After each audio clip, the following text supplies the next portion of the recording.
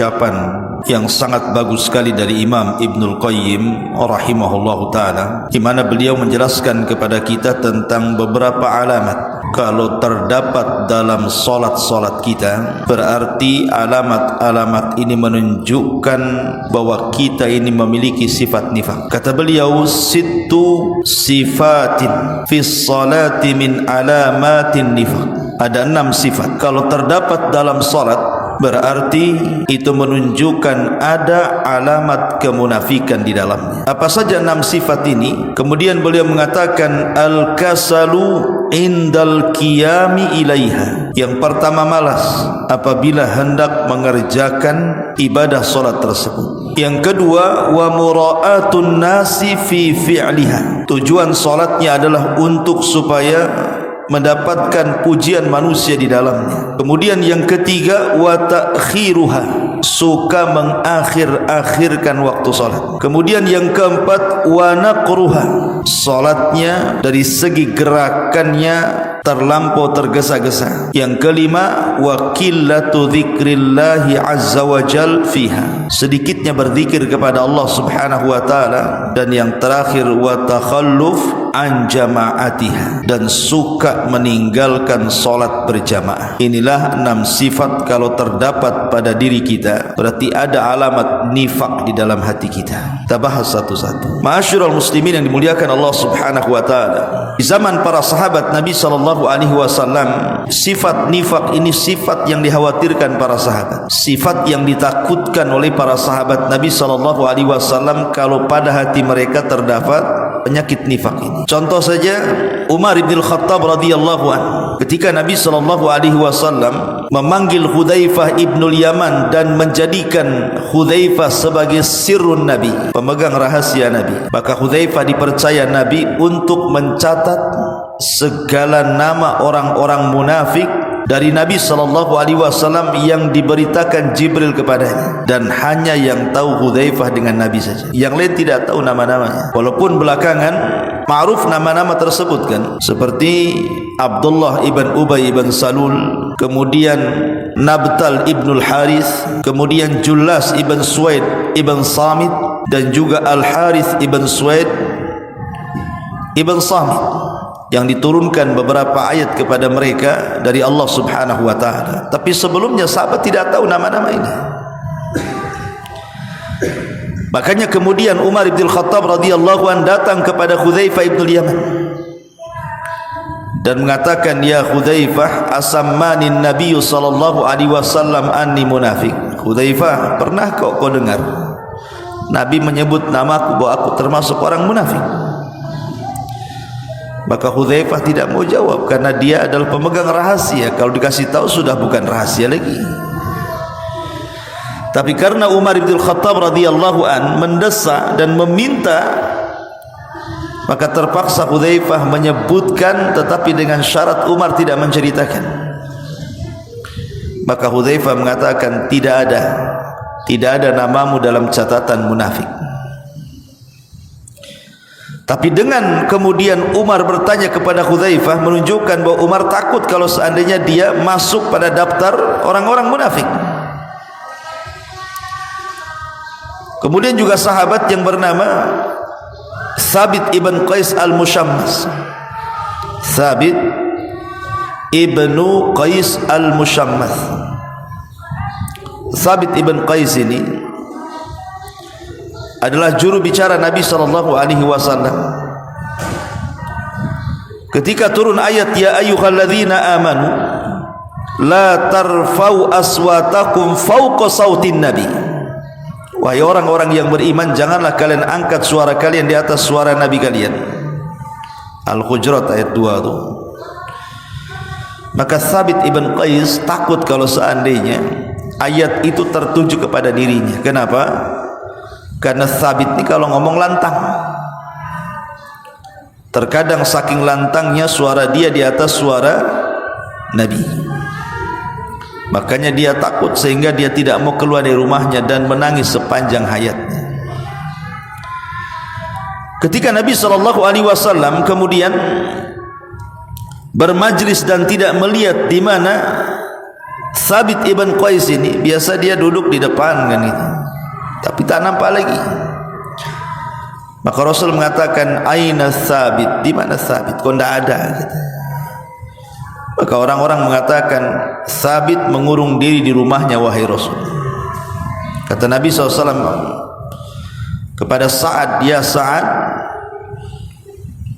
pergilah ke rumah Thabit, lihat apa yang dilakukannya. Akhirnya kemudian Sa'ad bin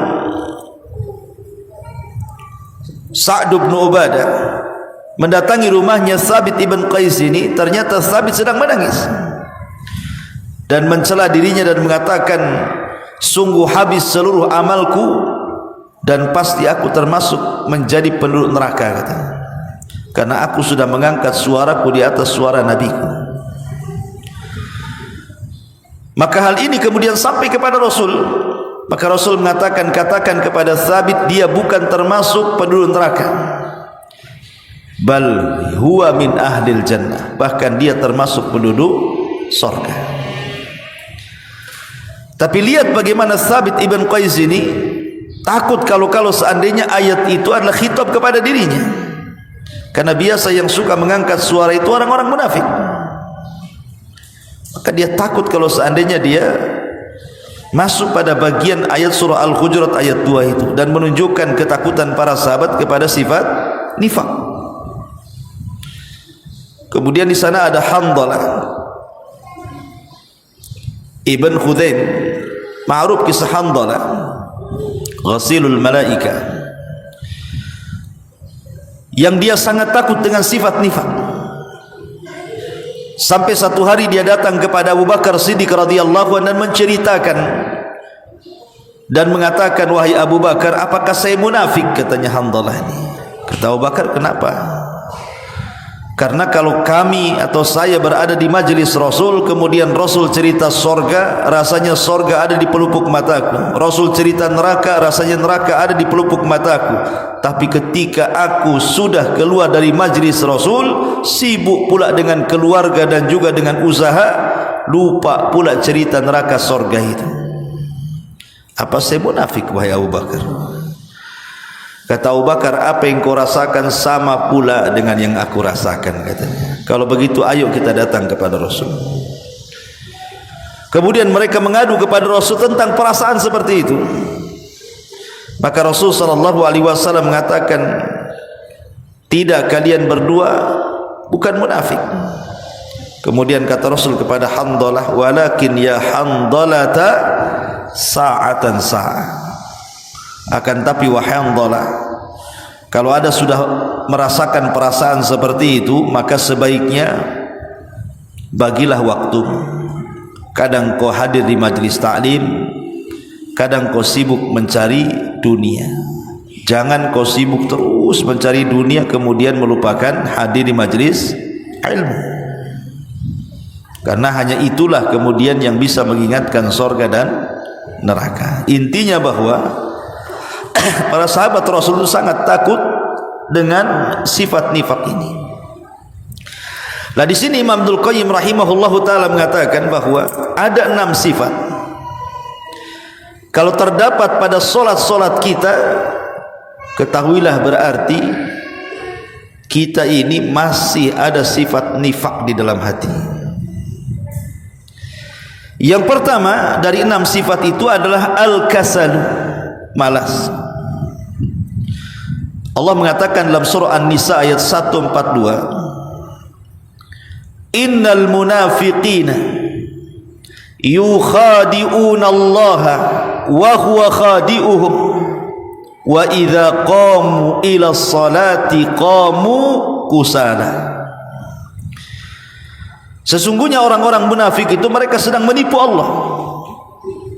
Mereka sedang menipu Allah dan Allah telah menipu mereka.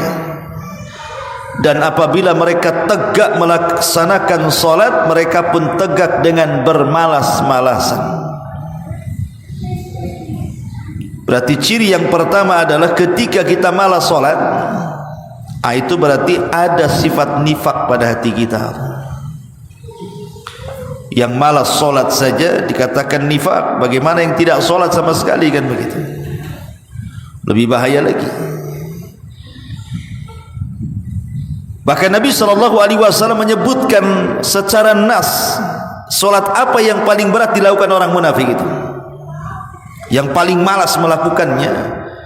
Kata Nabi SAW, "Athqalus salati 'alal munafiqin salatul isya'i wa salatul fajri," kata Rasul. Yang paling berat dilakukan orang-orang munafik ini ketika mereka melaksanakan salat 5 waktu adalah pertama salat isya dan yang kedua salat subuh. Padahal kata Rasulullah, "Walau ya'lamuna ma fihima la atauhuma walau habwan." Padahal kalau orang tahu betapa tingginya nilai salat isya dan subuh itu, tentu mereka siap untuk mendatanginya walaupun dengan cara merangkak, kata Rasul. Menunjukkan bahwa 2 salat itu sangat istimewa di mata Rasul. Lalu kenapa alasannya kemudian 2 salat ini menjadi berat bagi orang munafik? Al-Imam Al-Qurtubi rahimahullahu ta'ala menyebutkan alasannya.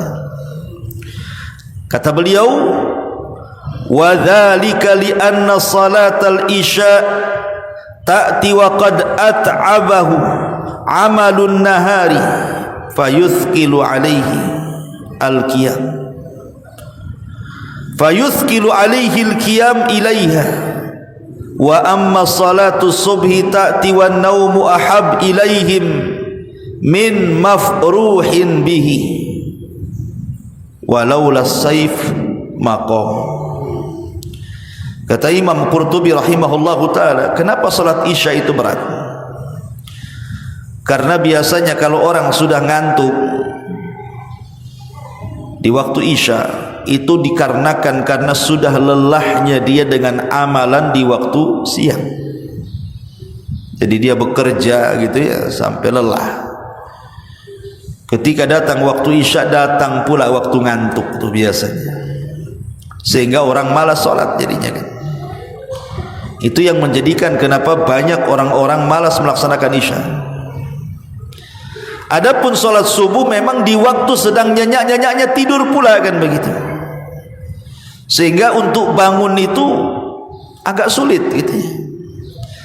Makanya kenapa kemudian Nabi SAW mengatakan solat yang paling berat bagi orang munafik itu 2 solat ini.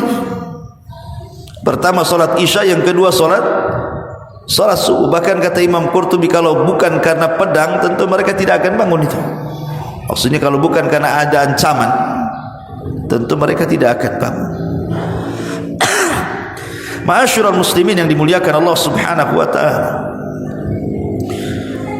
Lalu bagaimana cara mengatasinya supaya orang itu tidak malas salat, terutama salat subuh gitu ya, karena memang itu asik-asiknya tidur tuh. Yang pertama, al-ityan bi adhkarin naumi qablahu wa ba'dal istiqadi minhu basyaratan. Biasakan orang itu berzikir tidur sebelum dan setelah bangun. Biasakan berzikir, karena zikir itu penjagaan yang paling baik. Apalagi setiap orang yang tidur itu pasti akan diikat di lehernya 3 ikatan oleh setan kan. Karena setan itu tidak mungkin menguasai ubun-ubun manusia. Yang dikuasai setan itu tengkuk manusia, otak belakang. Karena kita dalam Islam itu hanya mengenal 2 otak saja, otak depan, otak belakang. Kalau istilah orang barat tuh otak kiri, otak kanan. Kalau kita memahami otak itu depan dan belakang. Cuman ada juga orang yang mengatakan kau tak ada otak katanya. Ada, semua orang itu ada otak. Ada di belakang, ada di depan. Lah setan itu tidak bisa menguasai otak depan. Dia hanya menguasai otak belakang saja. Tengkuk namanya ya. Lah saat kita ini sedang tidur, setan itu datang mengikat tengkuk setiap orang yang tidur. Kemudian setan setiap mengikat itu akan membisikkan di telinganya, nim naumatan tawilah, tidurlah yang panjang katanya. Kemudian diikat lagi. Kalau sudah sepertiga malam terus, ikat lagi di kepalanya. Kemudian mengatakan nim naumatan tawilah, tidurlah malam masih panjang. Kemudian nanti dekat-dekat subuh diikat lagi sama dia dan mengatakan tidurlah malam masih panjang. Tetapi bagi orang-orang yang beriman, ketika kemudian dia terbangun langsung dia berzikir, maka hilang satu ikatan. Kemudian dia berwudu, hilang dua ikatan. Kemudian dia sholat, hilanglah semua ikatan tersebut, dan dia pun menjadi orang yang paling semangat hidup dan jiwanya baik. Makanya kenapa kemudian zikir ini jangan dilepaskan ya, karena zikir ini salah satu yang bisa mengalahkan gangguan syaitan. Kemudian yang kedua, al-isti'adzatu billahi minal kasal, berlindunglah kepada Allah Azza wa Jalla dari penyakit malas ini. Makanya Rasul mengajarkan satu dua, Allahumma inni a'udzubika minal kasali, ya Allah aku berlindung kepadamu dari sifat malas ini. Kalau orang sudah malas, ikhwan, apa yang dilakukan orang malas? Duduk, tidur, itu orang malas kan begitu ya. Makanya kemudian Rasul mengajarkan doa, jangan sampai kita ditimpa dengan sifat malas, apalagi malas untuk sholat, karena ini bahaya. Kemudian yang nomor tiga, mufaraqatul firash indal intibahi pawra. Kalau sudah terbangun mendekati subuh, jangan lama-lama duduk di kasur, nanti balik lagi itu ke bantal. Langsung tinggalkan tuh kasur itu, masuk kamar mandi. Jangan pula tidur di kamar mandi. Maksudnya ya cepat ambil air raup gitu ya, wudu supaya setannya hilang. Kemudian juga at-tawajjuh ilallah bid-du'ai, segera berdoa apabila apalagi terbangun di sepertiga malam akhir itu kan sayang itu waktu-waktu mustajab. Berdoa kepada Allah Azza wa Jalla karena itu waktu yang sangat mustajab. Kemudian yang nomor 5, kuwatul azimati, kekuatan niat, memang betul-betul dia ingin melaksanakan subuh. Ini yang pertama di antara sifat orang munafik adalah malas melakukan salat. Yang kedua, mura'atun nasi fi fi'liha, riya dalam pelaksanaannya. Ma'asyiral muslimin yang dimuliakan Allah Azza wa Jalla, di dalam Al-Qur'anul Karim ma'ruf, ayat yang pendek, Allah Subhanahu wa taala mengatakan fawailul lil musallin alladzina hum an salatihim sahun alladzina hum yuraun. Orang-orang yang dalam salatnya mereka ingin dipuji orang, ingin dilihat orang. Maka orang yang salatnya karena manusia, berarti hatinya terdapat kemunafikan. Karena solat itu ibadah yang paling afdol setelah tauhid. Pertama syahadat, yang kedua solat. Artinya ibadah yang paling afdol dari ibadah-ibadah arkanul Islam itu adalah solat setelah tauhid. Ma'asyiral muslimin yang dimuliakan Allah Subhanahu wa taala, sebuah hadis dari Abi Sa'id Al-Khudri radhiyallahu anhu. Satu hari Nabi sallallahu alaihi wasallam sedang berjalan-jalan, ditengoknya ada kumpulan para sahabat sedang berkumpul. Rupanya sahabat-sahabat ini sedang membicarakan tentang fitnah Dajjal. Kemudian kata Nabi SAW, ala ukhbirukum bima huwa akhwaf alaikum indi minal masihid Dajjal. Maukah kuhabarkan kepada kalian ada fitnah yang jauh lebih besar daripada keluarnya Dajjal, kata Rasul. Mau kuhabarkan kepada kalian ada fitnah lebih besar lagi daripada Dajjal, kata Rasul. Kemudian sahabat mengatakan, qulna bala ya Rasul, tentu wahai Rasul. Apa itu? Dajjal bagi kami itu sudah besar fitnahnya. Kok ada pula fitnah melebihi Dajjal?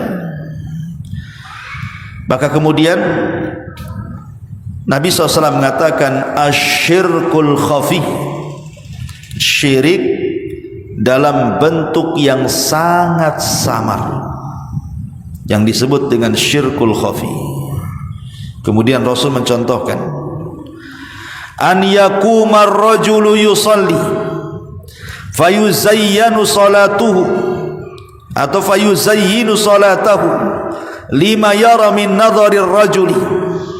Seorang laki-laki tegak melaksanakan salat, kemudian dia menghias-hias salatnya hanya untuk dipandang manusia. Itu disebut syirkul khafi. Bahkan dalam riwayat syirk khafi ini datangnya tanpa pemberitahuan, karena diibaratkan seperti semut yang berwarna hitam berjalan di batu licin yang sangat hitam di tengah kegelapan malam. Lah, gimana tuh tengoknya tuh? Udah semutnya hitam, batunya licin warna hitam, tengah malam pula, nampak gak semutnya tuh?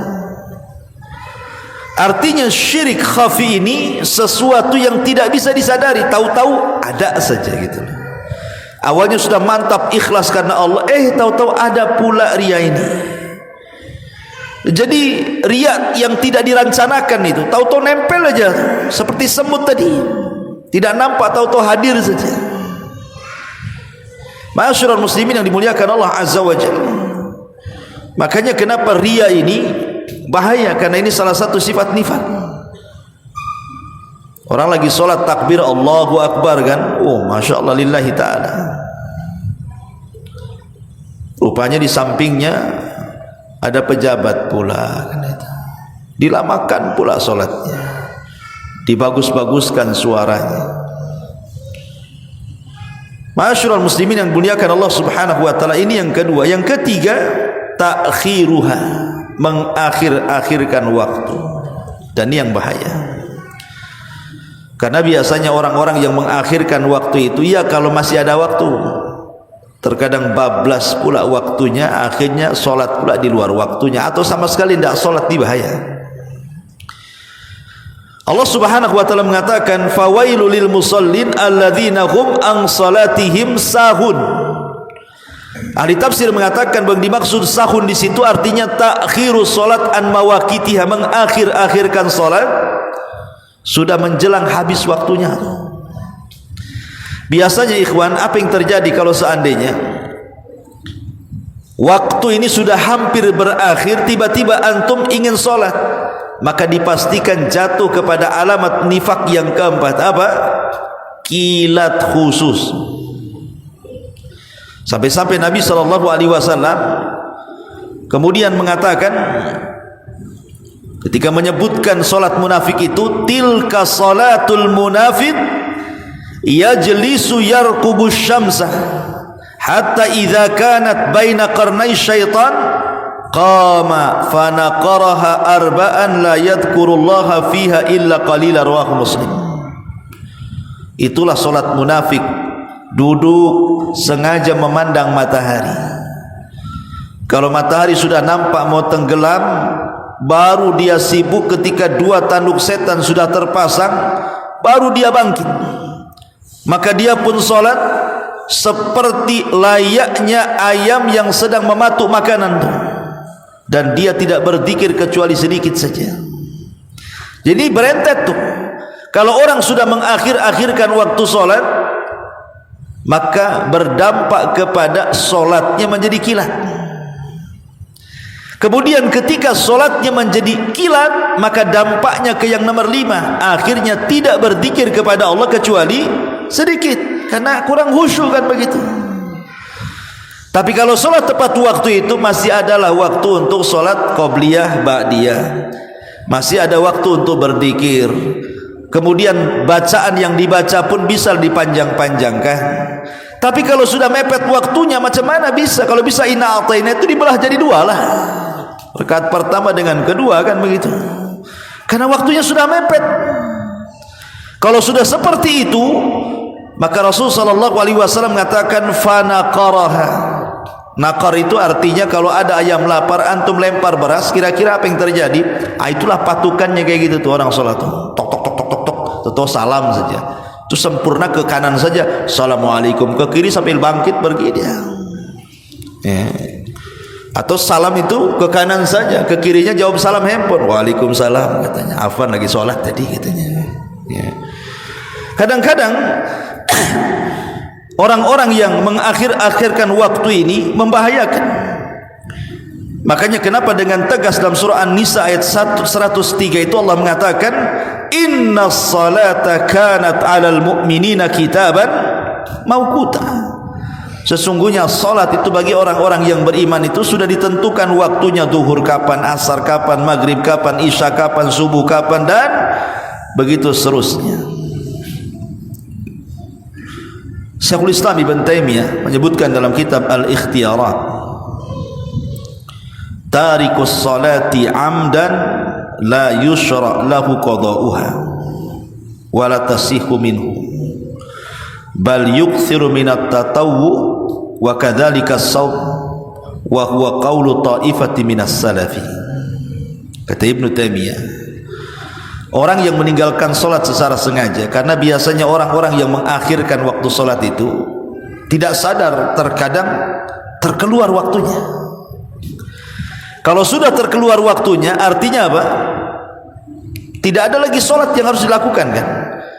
Makanya beliau mengatakan orang yang meninggalkan solat secara sengaja tidak disyariatkan untuk mengqadha'nya. Nggak ada qadha di sini. Sholatnya diakhir-akhirkan. Kalau sudah keluar gak ada qadha bagi dia. Berarti dia harus memperbanyak sholat sunnah setelahnya. Bertobat kepada Allah Azza wa Jal, perbanyak sholat sunnah. Itulah perkataan para ulama salaf. Ma'asyiral muslimin yang dimuliakan Allah Azza wa Jal. Kemudian cepat dalam melakukan gerakan. Dan ini yang paling bahaya. Diriwayatkan dari Abdurrahman ibn Auf, nahan Nabi sallallahu alaihi wasallam anin nuqari. Rasul melarang tidak boleh terlampau tergesa-gesa, terlampau cepat melaksanakan gerakan salat. Faqala laisa lana mithlus su laisa lana laisa minna man yanquru naqaral ghurab. Bukan termasuk umat kami, kata Rasul, orang yang melakukan perbuatan buruk seperti itu. Dan bukan termasuk kelompok kami orang yang solatnya seperti patukan burung, terlampau cepat gitu ya. Karena kalau sudah gerakan-gerakannya terlampau cepat, ikhwatu fiddin, macam mana orang itu dapat kehusyuan coba? Nah, cuman masalahnya terbalik pula, begini alasannya. Saya itu pernah ngobrol dengan salah seorang fulan gitu ya. Dia kalau tarawih itu suka yang cepat dibandingkan yang slow gitu. Kalau bisa itu 23 rakaat itu ya 10 menit gitu ya, 15 menit. Fatihahnya satu nafas kan itu ya. Kalau bisa satu ayat Toha Allahu Akbar gitu. Yasin Allahu Akbar gitu. Jadi cobalah saya dialog dengan dia. Bagusnya sholat tarawih itu harus tartil bacaannya, karena namanya sholat itu kan perlu dinikmati gerakan dan bacaannya. Apa dia mengatakan, Ustaz, kalau terlampau lama menghayal, saya katanya. Kalau terlampau lama melamun gitu. Kalau cepat itu tidak ada ruang lamunan tuh katanya. Jadi khusyuk betul. Gitu pula jawabannya itu. Jadi kalau seandainya sholatnya cepat itu tidak ada ruang menghayal itu katanya. Karena apa? Baru mau menghayal sudah ruku, mau menghayal sudah tidak, sudah sujud atau sudah salam. Kapan saya menghayalnya katanya? Sebenarnya. Jadi justru kalau kita jelaskan bahwa orang yang khusyuk itu orang yang tartil, orang yang ya bacaan-bacaannya yang panjang itu, malah dibantah seperti itu. Kalau memang yang gerakan cepat itu yang khusyuk, harusnya Rasul sudah mengajarkan itu kepada kita. Tapi kenapa Rasul mengajarkan pula yang panjang-panjang, apalagi sholat tarawih kan gitu. Ma'asyiral muslimin yang dimuliakan Allah Azza wa Jalla. Kemudian juga berzikir dengan zikir yang sedikit, yaitu akibat dari tadi mengakhirkan waktu sholat, kemudian mempercepat gerakan sholat, berakhir dengan apa? Sedikit berzikir akhirnya. Yang harusnya bacaan subhana rabbiyal a'la 3 kali dibaca sekali saja. Yang harusnya baca subhana rabbiyal azim 3 kali baca sekali saja. Yang harusnya baca Fatihah dengan surat, dah Fatihah semua tiap rakaat, kan sah-sah saja. Kan baca surat itu sunnah, mulailah ada alasan tuh. Kemudian yang harusnya habis sholat itu ada zikir, udah nggak sempat kan itu. Pokoknya dampaknya kemana-mana tuh. Dan yang terakhir, ini akhirnya yang keenam, takhalluf an salatil jamaah. Berakhir-akhirnya kalau sudah malas dari 5 perkara di atas, maka dia pun akan malas untuk sholat berjamaah. Karena sholat sendiri saja malas, apalagi pula jamaah. Ma'asyiral muslimin yang dimuliakan Allah Azza wa Jalla. Seorang laki-laki buta datang kepada Nabi sallallahu alaihi wasallam, "Ya Rasulullah, laisa liqaidun yulaimuni ilal masjid." Rasul, aku ini kalau ke masjid tidak ada kawan untuk aku jadikan teman untuk datang ke masjid, sementara aku buta. Fahalli min rukhsatin, apakah ada rukhsah keringanan bagiku an usalliya fi baiti, untuk salat di rumahku. Kata Rasul, hal tasma'un nida, apakah kau dengar azan? Maka dia mengatakan na'am. Kata Rasul, fa'ajib, maka kau tetap harus datang. Selama kau mendengar azan, datang. Ya. Dari sini menunjukkan bahwa Nabi SAW sangat menganjurkan solat jamaah, walaupun secara hukum memang terjadi khilaf. Mazhab Syafi'i mengatakan sunnah muakkad, dan mazhab Hambali mengatakan wajib. Tetapi Imam Syafi'i yang mengatakan sunnah muakkadah sendiri, dia solat ke masjid, tapi pengikutnya ngikut fatwanya tapi tidak mengikut Imam Syafi'inya. Imam Syafi'i yang memfatwakan solat jamaah itu solat muakkadah, dia menjadi imam solat. Kenapa kau enggak ke masjid? Kan sunnah muakkad Ustaz, katanya. Kan kalau solat di rumah juga sah-sah saja, di masjid juga sah, itu namanya sunnah muakkadah kan. Imam Syafi'i kan walaupun memberikan fatwa sah solat di rumah, tapi kan dia nggak pernah solat di rumah, kata. Ya nggak apa-apa, itu kan Imam Syafi'i, kata. Itu pula lah di alasannya kan. Ma'asyiral muslimin yang dimuliakan Allah Azza wa Jalla, ini di antara pembahasan.